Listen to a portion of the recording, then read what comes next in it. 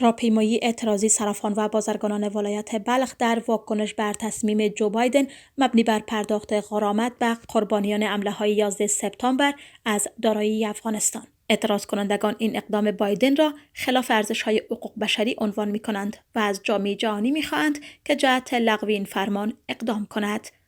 برخی از اعتراض کنندگان استفاده از پشتوانه پولی کشور را غیر قانونی بیان کرده میگویند این روند تاثیرات زیاد بالای اقتصاد کشور خواهد داشت. از آن جایی که ملت و حکومت افغانستان هیچ مسئولیت و یا دخالتی در واقعه 11 سپتامبر و نابودی برج‌های شهر نیویورک نداشتند و تمام دول و ملل جهان این موضوع را تایید و تصدیق می‌دارند، متکی به آن تصمیم جو بایدن مبنی بر جبران خساره به آسیب دیدگان واقعی مذکور هیچ توجه انسانی مطابق اعلامیه جهانی حقوق بشر ندارد و هیچ حکم مذکور از طریق سازمان ملل متحد مورد غور قرار گرفته و به لغو آن تصمیم گرفته شود.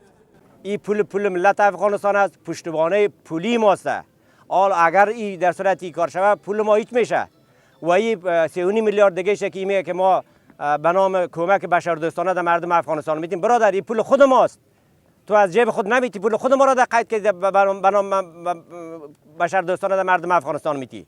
وقتی که تو به نام بشردوستانه تو خود یک کشور بزرگ دنیا میدانی حقوق بشر را زیر پای نمیکنی، تو از خود بتی.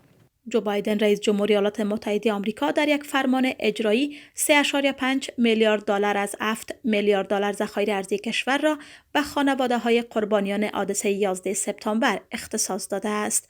اعتراض کنندگان که در برابر دفتر یونمای ولایت بلخ برای دادخواهی آمده‌اند میگویند در صورتی که به خواسته‌هایشان رسیدگی نشود اعتراضهایشان را گسترش میدهند.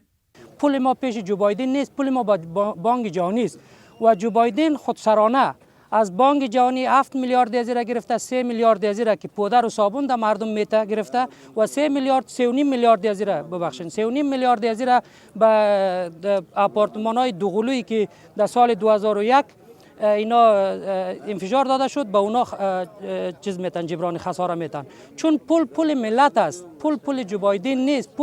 پول اینمی 35 میلیون نفوسی که ما و شما به سطح افغانستان زندگی میکنیم پول عزیز است، پول همین مردم است. اینان ما مثلا دلار میخریم 91 روپیه، یک چند دقیقه پس میشه 100 روپیه، میشه 99 روپیه. این هر صراف برادر تردان در هر 100 دلار 900 افغانی توان میتونه. از کجا کده بتونه؟ از کجا پوره میشه؟